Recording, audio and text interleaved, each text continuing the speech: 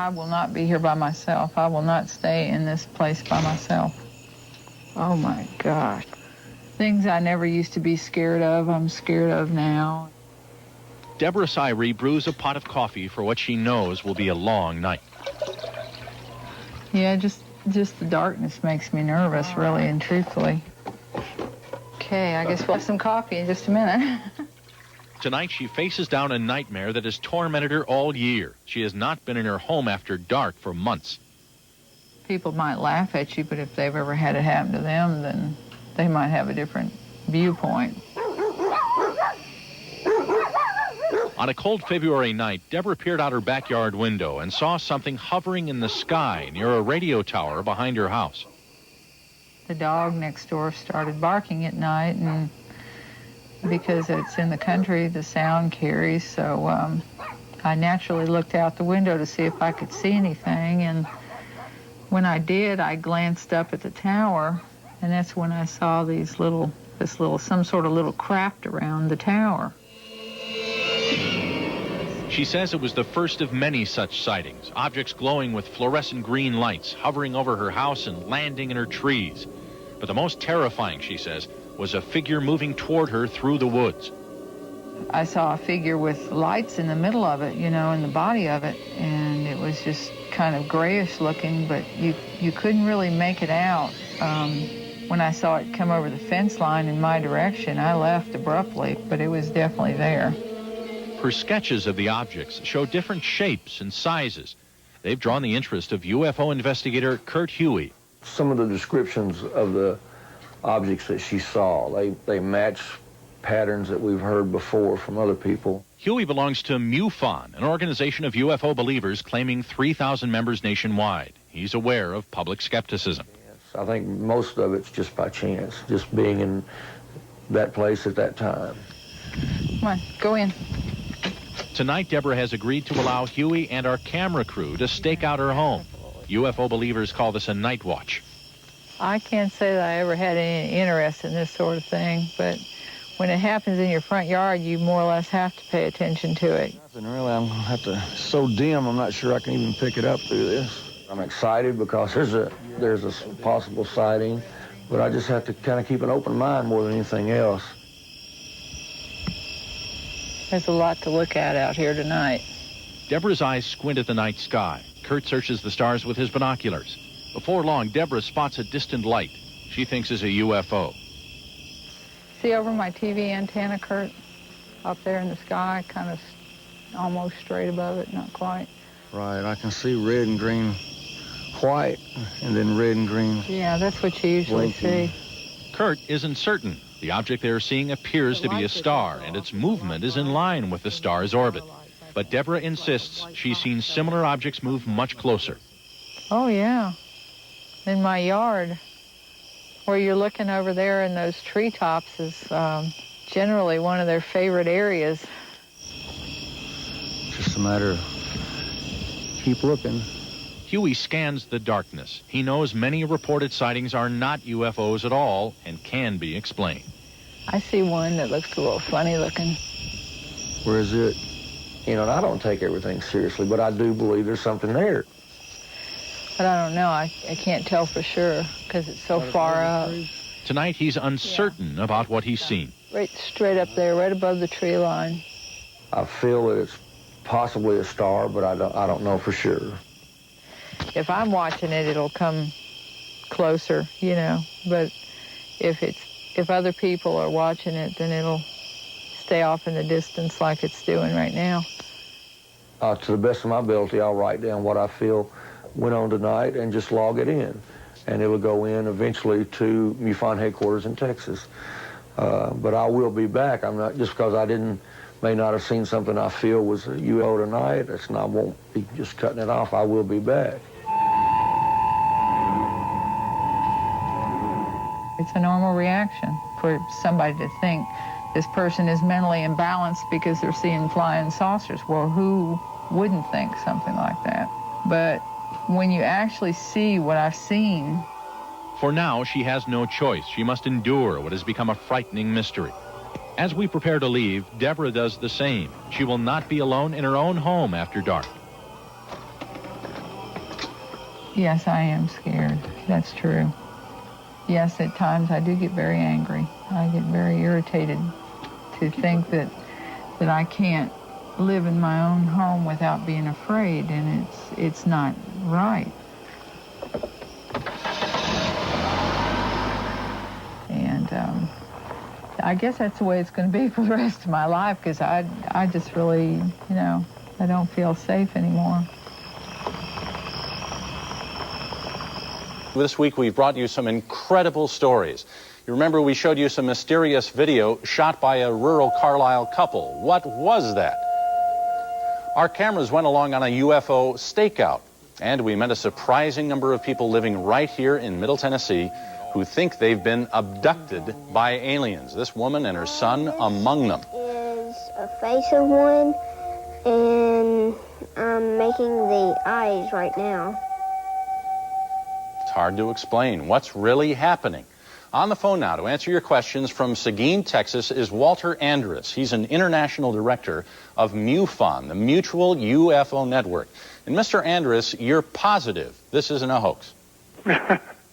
When you say positive, the evidence is overwhelming that we have UFOs. There's no question about that. Well, I want some folks to be able to talk to you here in Nashville. We have a caller here. What's your question? I just think as a high school student, thought that, me and a friend of mine thought we saw something when we were out on the lake. And do you think it's real, though? You thought it was real? Whatever it was real when it was not moving in the manner of any plane aircraft that I had ever seen or known of. And about the time it got around to us, our boat engine died. And Mr. Andrus, you find that a lot of these descriptions are very similar. Isn't that correct? Oh, yeah. And I think it's also very egotistical for us as humans to think that with all of the planets and moons and stars and everything that we can ever see, plus those that we can't, that we are the only intelligent life anywhere. Let Mr. Andrus respond to this. What do you think? I concur with the person's opinion, because we are just a little speck of sand in the wide, wide universe. Well, what have you seen? The sightings do repeat. We plug these into a computer, and we have 255 different fields we can measure, and you find that many of these are repetitive all over the world. Right. Coming from entirely people that may have read about them, may have read nothing whatsoever, especially people being interviewed in Africa and places like that. We have another caller for you. Do you mind if I interrupt here? Go ahead, caller. Yes, I was calling in reference to a thing that we've been seeing here in Centerville. Red and green flashing lights moving at speeds that even the jets that we see go by, they're not going that fast. And, we've watched them several nights in a row, and they move straight up and down, and they hover for long periods of time, and it's not like any other aircraft that we've ever seen. Sound familiar, Mr. Andrus?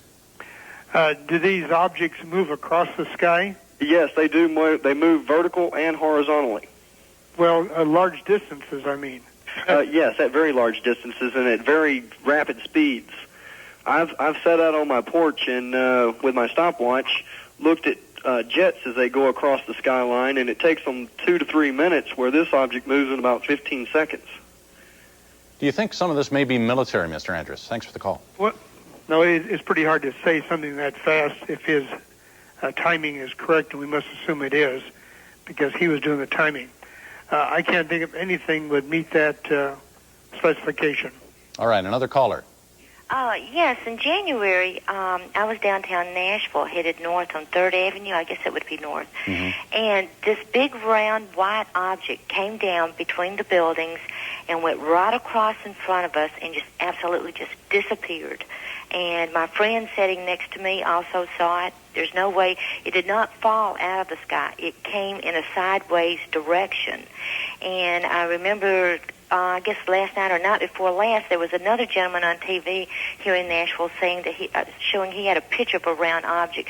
And I was just wondering if anybody else in that area around that time had seen anything like that. Yeah. And also, is this something common? All right. Mr. Andrus? We have received some reports from Nashville of helicopters over there, and that might, in flying between the buildings, the helicopter is about the only thing could do that. I don't think UFOs would take that chance. All right, another caller. Hello, you're on the air. I would like to know why haven't our federal government revealed any type of information that they know about these UFO objects? Good question. Our government has taken a stance that there's nothing to UFOs. However, under the Freedom of Information Act, we have recovered 7,000 documents that have been declassified that shows that every military intelligence agency has been involved in the study of UFOs, reporting, sightings, and so on.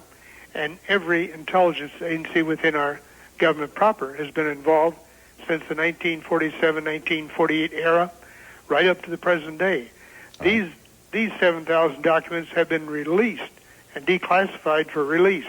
I don't mean to cut you off. I just want to get as many that have never been released. Okay, I just want to get as many callers in because I know people want to call and talk to you.